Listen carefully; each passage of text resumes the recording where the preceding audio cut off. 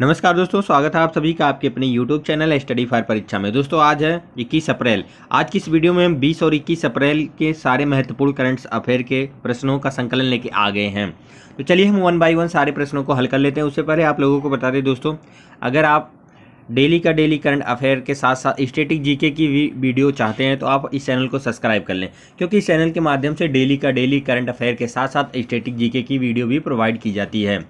तो चलिए हम वन बाय वन सारे प्रश्नों को हल करते हैं। वो जो भी प्रश्न है दोस्तों वो आपकी आगामी परीक्षा की दृष्टि को देखते हुए रखे गए हैं। ये प्रश्न महत्वपूर्ण है। चलिए वन बाय वन सॉल्व कर रहे हैं हम यहाँ पे। आपका जो पहला प्रश्न है दोस्तों वह है, Hurun global health care rich list 2022 में शीर्ष स्थान पर कौन है। यहाँ पे आपको 4 ऑप्शन मिल जा रहा है। थॉमस फ्रिश जूनियर, साइरस पूनावाला, ली जीटिंग, माइटेंडे के जू हैंग। तो आपका जो करेक्ट आंसर है दोस्तों वह है serum institute of India SII के अध्यक्ष और प्रबंध निदेशक डॉक्टर साइरस एस पूनावाला ने Huron global health care rich list 2022 में शीर्ष स्थान हासिल किया है और हेल्थ केयर सेक्टर 2022 में सबसे अमीर अरबपति बन गए हैं। उन्होंने 26 अमेरिकी डॉलर के नए मूल्य के साथ सूची में शीर्ष स्थान हासिल किया है दोस्तों। तो आपका जो करेक्ट आंसर है वह है option B, NES Poonawalla, Cyrus Poonawalla. यह प्रश्न आपकी आगामी परीक्षा की दृष्टि से महत्वपूर्ण है दोस्तों। चलते हैं हम अगले प्रश्न पे। हमारा जो अगला प्रश्न है वह है 48वां ला रोडा इंटरनेशनल ओपन शतरंज टूर्नामेंट का खिताब किसने जीता। गीता यादव, राकेश सिंह, नागेश कुमार, GMD गुकेश। तो आपका जो करेक्ट आंसर है दोस्तों वह है भारतीय ग्रैंड मास्टर डोमा राजू गुकेश ने स्पेन में कैस्टिला ला मांचार में 48वां ला रोल्ड इंटरनेशनल ओपन शतरंज टूर्नामेंट का खिताब जीता। उन्होंने फाइनल राउंड में इजराइल के विक्टर मिखालेशविकी को हराया। अमेरिया ने GM हाई एम मार्टिन 7.5 अंकों के साथ दूसरे स्थान पर रहे। भारतीय महाप्रबंधक रमेश बाबू प्रज्ञानंद तीसरे और रौनक सावधान Bharat Manuel Lopez Martin Joseph और रेमन मार्टिने तीसरे स्थान पर रहे दोस्तों। आपका जो करेक्ट आंसर है वह है ऑप्शन डी, GM गुकेश। यानी 48वां ला रोडा इंटरनेशनल ओपन शतरंज टूर्नामेंट का खिताब GMD गुकेश ने जीता है दोस्तों। चलते हैं हम अगले प्रश्न पे। हमारा जो अगला प्रश्न दोस्तों वह है वैश्विक साइलेंट मॉडल बैंक पुरस्कार से किस बैंक को सम्मानित किया गया है। आपका पहला आंसर है इंडसलैंड बैंक, दूसरा इंडियन बैंक, तीसरा एक्सिस बैंक और चौथा है ICICI बैंक। तो आपका जो करेक्ट आंसर है दोस्तों वह इंडसलैंड बैंक को सर्वश्रेष्ठ in class enterprises payments hub बनाने के लिए पेमेंट सिस्टम ट्रांसफॉर्मेशन की श्रेणी के तहत वैश्विक साइलेंट मॉडल बैंक पुरस्कार से सम्मानित किया गया है। यह पुरस्कार क्लाउड आधारित केंद्रीय भुगतान केंद्र में बैंक की उत्कृष्ट यात्रा को मान्यता देता है। यह पुरस्कार वैश्विक स्तर पर वित्तीय संस्थानों के लिए प्रौद्योगिकी पर केंद्रित अग्रणी शोध और सलाहकार फर्म सेलेंट द्वारा दिया जाता है। यह भुगतान हब सभी प्रकार के भुगतान निर्देशों और सभी मूल क्लाइंट टच पॉइंट में उत्पन्न होने वाले उच्च लेन देन भार को मूल रूप से संसाधित करने के सक्षम है दोस्तों। यानी कि आपका जो करेक्ट आंसर है वह है ऑप्शन ए, इंडसलैंड बैंक। यानी कि वैश्विक साइलेंट मॉडल बैंक पुरस्कार 2022 में किसने जीता है, इंडसलैंड बैंक ने दोस्तों। तो हम चल रहे हैं अगले प्रश्न पे। जो आपका अगला प्रश्न है दोस्तों वह है दुनिया का पहला क्रिप्टो समर्थित भुगतान कार्ड लॉन्च किस कंपनी ने किया है। रुपे कार्ड ने, प्लेटिनम कार्ड, नेक्सो कार्ड, इनमें से कोई नहीं। तो आपका जो करेक्ट आंसर होगा दोस्तों वह है लंदन स्थित क्रिप्टो करेंसी ऋणदाता नेक्सो ने दुनिया का पहला क्रिप्टो समर्थित भुगतान कार्ड लॉन्च करने के लिए वैश्विक भुगतान कंपनी मास्टर कार्ड के साथ हाथ मिलाया है।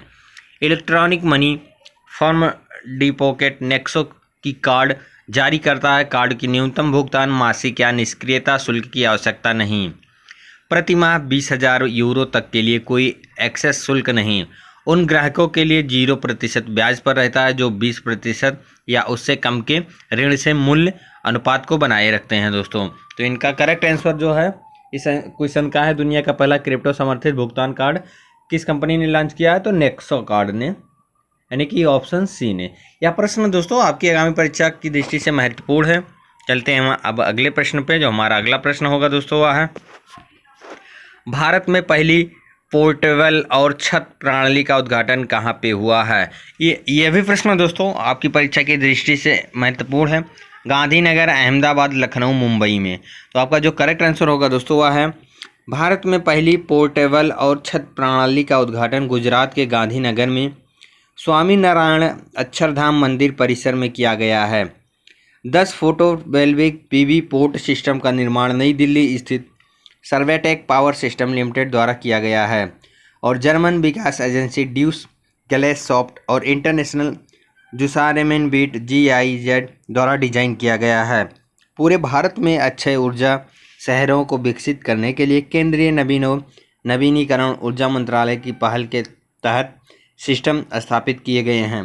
यानी आपका जो करेक्ट आंसर होगा दोस्तों वह है ऑप्शन ए, गांधीनगर। यानी भारत में पहली पोर्टेबल और छत प्रणाली का उद्घाटन गांधीनगर में किया गया है दोस्तों। चलते हैं हम अगले प्रश्न पे। जो हमारा अगला प्रश्न है दोस्तों वह है संयुक्त राष्ट्र चीनी भाषा दिवस प्रतिवर्ष कब मनाया जाता है? 12 अप्रैल, 16 अप्रैल, 18 अप्रैल और 20 अप्रैल। तो आपका जो करेक्ट आंसर है दोस्तों वह है संयुक्त राष्ट्र चीनी भाषा दिवस प्रतिवर्ष 20 अप्रैल को मनाया जाता है। इस दिन को कांगजी को श्रद्धांजलि देने के लिए चुना गया है, जो एक पौराणिक व्यक्ति हैं जिनके बारे में माना जाता है कि उन्होंने लगभग 5000 साल पहले चीनी पात्रों का आविष्कार किया था दोस्तों। यानी कि आपका जो करेक्ट आंसर है वह है ऑप्शन डी, 20 अप्रैल को। संयुक्त राष्ट्र चीनी भाषा दिवस प्रतिवर्ष 20 अप्रैल को मनाया जाता है। अब हम चलते हैं अगले प्रश्न पे दोस्तों। हमारा जो अगला प्रश्न है वह है खबरों में रहा मगर किस प्रजाति का नाम है? सांप, मगरमच्छ, कछुआ, छिपकली। यानी कि मगर या दलदली मगरमच्छ क्रोकोडायल मीठे पानी के मगरमच्छ हैं। वे पूरे दक्षिण एशिया और दक्षिण पूर्वी ईरान में एक पाए जाते हैं। भारत में वे मध्य गंगा बेसिन और चंबल बेसिन में अधिक पाए जाते हैं। हाल ही में राजस्थान के जवाई बांध में 350 से अधिक घड़ियाल मार्च और अप्रैल के महीनों में अत्यधिक और शुरुआती गर्मी के कारण जीवित रहने के लिए संघर्ष कर रहे हैं। भारतीय रेलवे पश्चिमी राजस्थान में पानी पहुंचा रहा है क्योंकि कई जलाशय सूख गए हैं। जवाई नदी लूनी नदी की सहायक नदी है दोस्तों। यानी कि खबरों में रहा मगर किस प्रजाति का नाम है? तो मगरमच्छ का नाम है दोस्तों। यानी कि ऑप्शन बी हमारा करेक्ट है दोस्तों। इसी प्रकार से हम चल रहे हैं अब अगले प्रश्न पे। हमारा जो अगला प्रश्न है तो वह है भारत में WHO global centre for traditional medicine CGTM कहाँ पर स्थित है? मुंबई, वाराणसी, जामनगर, कोच्चि। यानी कि जो हमारा करेक्ट आंसर है दोस्तों वह है प्रधानमंत्री नरेंद्र मोदी ने गुजरात के जामनगर में WHO global centre for traditional medicine की आधारशिला रखी। इस कार्यक्रम में मॉरिशस के प्रधानमंत्री प्रविंद जगन्नाथ, डॉक्टर टेड्रोस गैब्रियल्स, महानिदेशक WHO ने भाग लिया है। केंद्र का लक्ष्य प्रौद्योगिकी का उपयोग करके पारंपरिक ज्ञान प्रणाली का डेटाबेस बनाना है। पारंपरिक दवाओं के परीक्षण और प्रमाणन के लिए अंतर्राष्ट्रीय मानकों का निर्माण करना, एक मंच के रूप में विकसित होने के लिए जहां पारंपरिक दवाओं के वैश्विक विशेषज्ञ अनुभव साइज करते हैं। पारंपरिक दवाओं के क्षेत्र में अनुसंधान के लिए धन जुटाने के लिए। यानी कि हमारा जो करेक्ट आंसर है दोस्तों वह है ऑप्शन सी, जामनगर।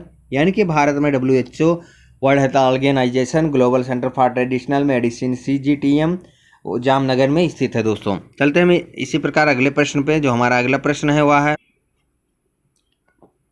पूर्वी तिमोर, जिसे समाचारों में देखा गया था, को संयुक्त राष्ट्र द्वारा किस वर्ष मान्यता दी गई थी? 1982, 1992, 2002, 2012 में। तो पूर्वी तिमोर, जिसे तिमोर लेस्ते के नाम से भी जाना जाता है, जिसने हाल ही में अपना राष्ट्रपति चुनाव कराया, को आधिकारिक तौर पर वर्ष 2022 में संयुक्त राष्ट्र द्वारा मान्यता दी गई थी। पूर्वी तिमोर द्वीप के पूर्वी भाग में स्थित है, जबकि द्वीप का पश्चिमी आधा भाग इंडोनेशिया का हिस्सा है। 18वीं शताब्दी में पुर्तगाल द्वारा इस क्षेत्र का उपनिवेश किया गया था और जब 1975 में पुर्तगालियों ने वापस ले लिया तो इंडोनेशिया ने पूर्वी तिमोर पर आक्रमण किया और 2022 तक अपने 27वें प्रांत के रूप में कब्जा कर लिया है दोस्तों। तो यानी कि हमारा जो करेक्ट आंसर है वह है ऑप्शन सी, 2002। यानी कि पूर्वी तिमोर, जिसे समाचारों में देखा गया था, को संयुक्त राष्ट्र द्वारा किस वर्ष मान्यता दी गई थी? तो 2002 में। चलते हैं हम अगले प्रश्न पर दोस्तों। अगला प्रश्न है हमारा अल-अक्सा मस्जिद, जिसे कभी कभी समाचार में देखा जाता है, किस शहर में स्थित है? रोम, जेरूशलम, रियाद, मस्कत। तो आपका जो करेक्ट आंसर है दोस्तों वह है हाल ही में यहूदी त्यौहार फसा के दौरान हुई हिंसा में जो मुसलमानों द्वारा रमज़ान मनाने के साथ मेला खाता था। 17 से अधिक फिलिस्तीन घायल हो गए। यह घटना यरूशलेम के अल अक्सा मस्जिद परिसर में हुई। इसमें पहले इजरायली दंगा पुलिस के साथ झड़पों के दौरान कम से कम 152 फिलिस्तीनी घायल हो गए थे। वेस्ट बैंक के छापे के दौरान इजराइल में हमलों में फिलिस्तीनी नागरिकों की मौत के बाद फिलिस्तीनियों ने इजरायलियों के बीच हफ्तों से उच्च तनाव का संघर्ष होता जा रहा है। यानी कि आपका जो करेक्ट आंसर है दोस्तों वह है ऑप्शन बी, जेरूशलम।